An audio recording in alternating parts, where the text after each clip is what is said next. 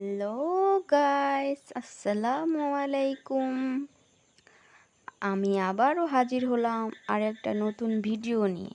আজকে আমি আলোচনা করব এই খারাপ আবহাওয়াতে মুরগি কি করে যত্ন নেবেন, কি করে ভালো রাখবেন। তো চলুন বন্ধু, শুরু করা যাক। তার আগে বলে নেই, আমার চ্যানেলটা আপনারা সবাই সাবস্ক্রাইব করে দিবেন।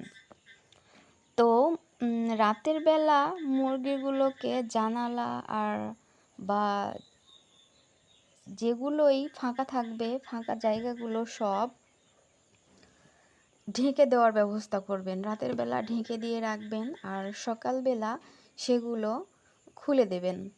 বুঝতে হবে কখন ঠান্ডা লাগে, কখন গরম লাগে, কখন বাতাসের দরকার, কখন ঢেকে দেওয়ার দরকার।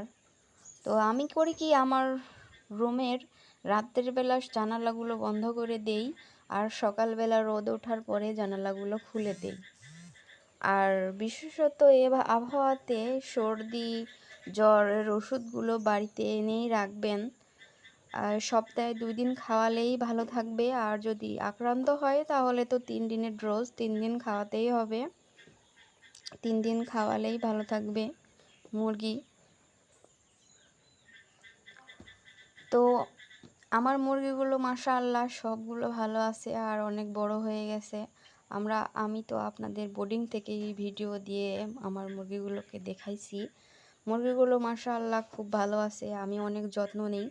আর যত্ন তো নিতেই হবে। মুরগিগুলোকে যদি যত্ন না নেন, মুরগিগুলো কখনোই ভালো থাকবে না।